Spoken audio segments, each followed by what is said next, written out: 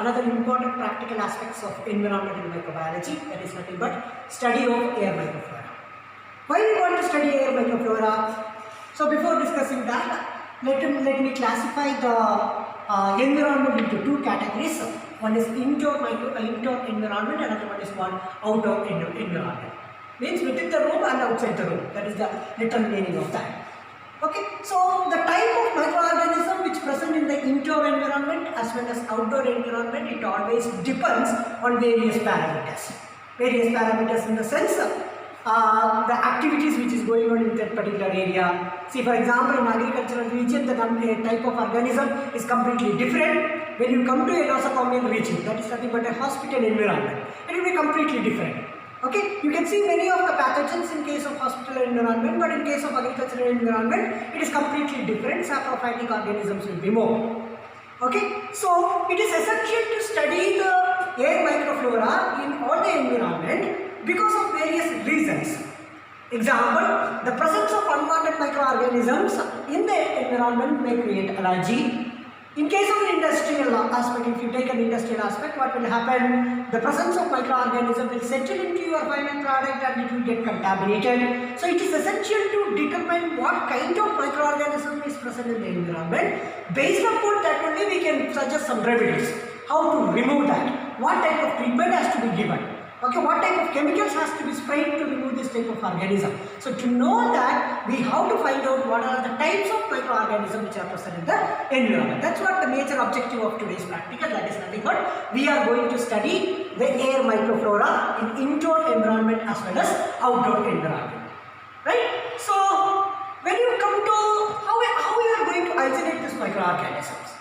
So you can use a very simple technique, that's what we are going to focus today, that is nothing but gravity settlement or gravity settling plate technique.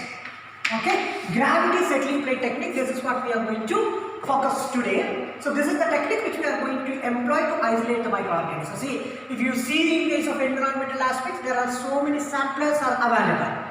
Okay, so these samplers can be classified basically into two. Based upon their principle, the samplers which works based upon impingement, the samplers which work based upon the principle of what? Impaction.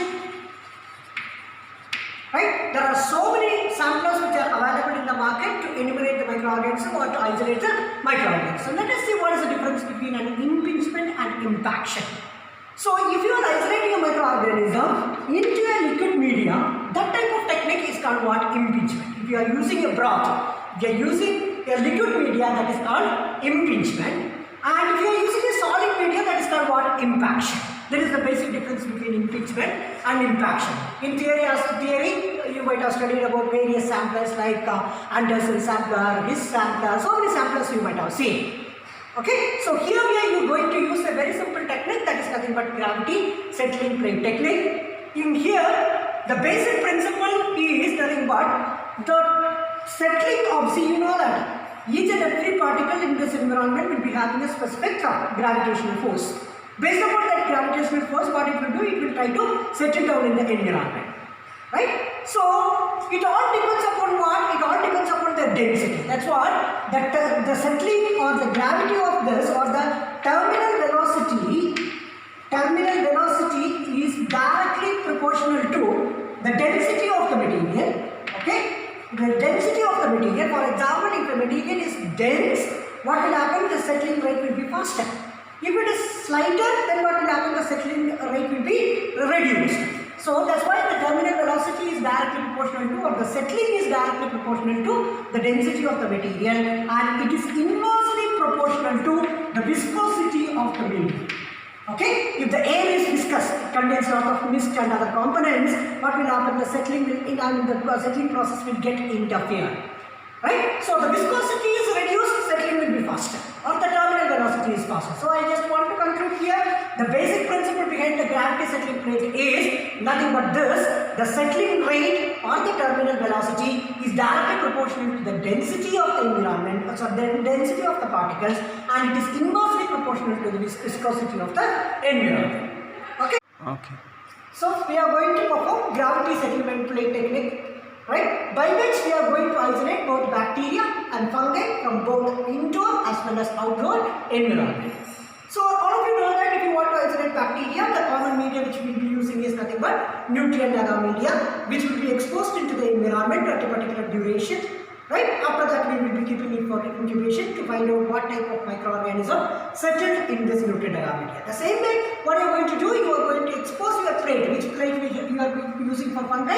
MRBA, Martin's Rose Bengal agar media. The same way, you are going to expose this plate at a particular duration. Right? After that, you are going to incubate this fungi at the room temperature, that is around 28 degrees centigrade. The bacteria has to be incubated at 37 degrees centigrade for a day, but the fungi has to be incubated at room temperature around 28 degrees centigrade for 3 to 4 days, so that whatever the organism which was present in the environment might have settled over there, because you have given a definite period of time, so it might have settled there, and you are providing the all required nutrients for that organism and the all required temperature parameter also for that organism, so that it will grow. Okay, so once it grows, what has to be done, we will show you in the practical aspects. So as I discussed, we have already prepared two media. One is for bacteria, another one is for fungi.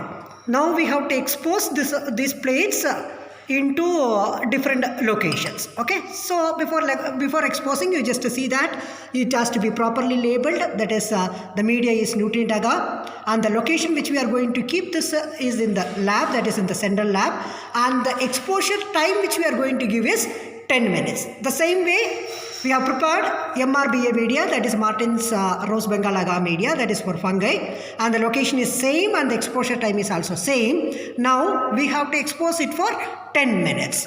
Okay, so properly the entire surface of the media has to be exposed to the environment in the mentioned time, that is for 10 minutes. Same way, we are going to expose the two plates. One is nutrient agar media and MRBA media in outdoor environment also. As I have already discussed, you can see here the media which you are used for bacteria is nutrient agar media, and the location selected is the corridor, and the exposure time is 5 minutes. So we have already done for 10 minutes inside the lab, and outside we are going to do it for 5 minutes, since you know that the number of microflora will be more in the outside environment comparing to the inner environment. Okay, so same way for fungi, we are going to use MRBA media, and it is going to be exposed for 5 minutes.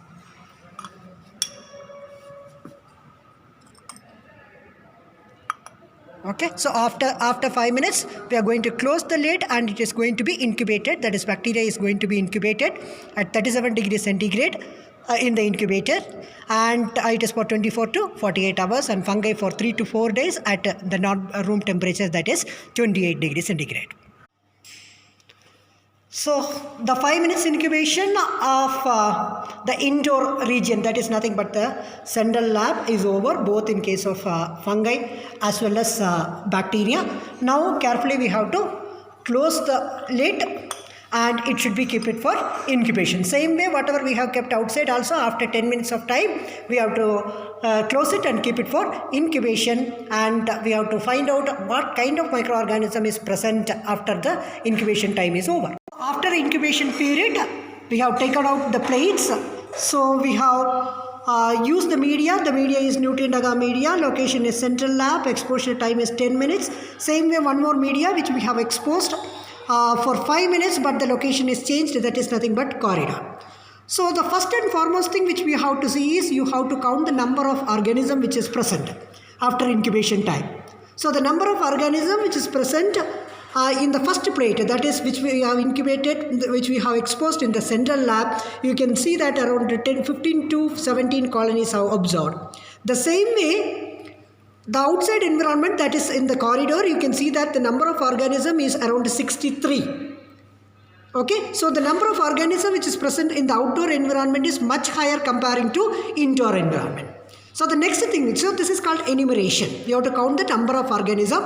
Next, you have to mark out what are all the different types of colonies have come. For example, I will tell you, I will just focus into one plate. You can see this is one type of colony, and you can see one more orangish color, that is another type of colony. A simple round colony also you can see that. Okay, so different types of colony morphology is available, means different kinds of microorganisms are present in the environment.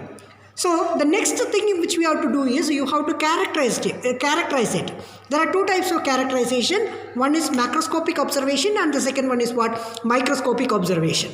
So in macroscopic observation, you are going to study the colony characteristic. Okay, let us see what is the colony characteristic of a particular colony. Okay, so this is the colony which we are going to characterize it. Right, you can closely observe this particular colony. So the size of the colony is large.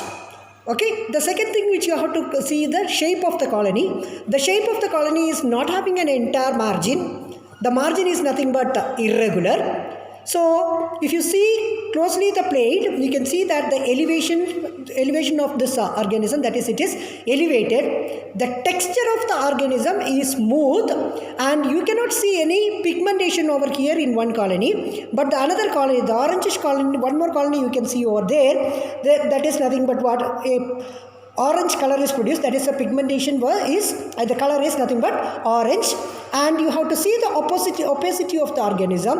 It is opaque. Okay, so these are the major characteristic features which you have to focus to study the macroscopic observation. So just have a look, comparison of two plates. One is indoor, another one is outdoor. Same media it is. In the same media, you can see the number and type of the organisms are more in outdoor environment comparing to indoor environment. Same way, the same way we have done what? The isolation of fungi also. The media which we have used is MRBA. So two locations which we have concentrated. One is in central lab, another one is in corridor. So inside the lab, 10 minutes of exposure time we have given, and outside the lab only 5 minutes of exposure we have given, and you can have a comparison of the growth pattern in both the media. In case of the central lab, you cannot see any sort of fungal spores deposited and there is no growth observed in the central lab, which concludes that the amount, you cannot tell that there is no fungal spores are present in the lab, but the amount of spores which are present is very, very less. It has not impinged inside the media. So have a close look of the MRBA media which has been exposed in the corridor. So you can see a beautiful fungal colony, a group of fungus growth in the media. It shows that outside the environment the fungal spores are more. Okay, you can see two types of organism which has grown in the media. So the fungal spores are much higher outside the environment or the outdoor comparing to indoor.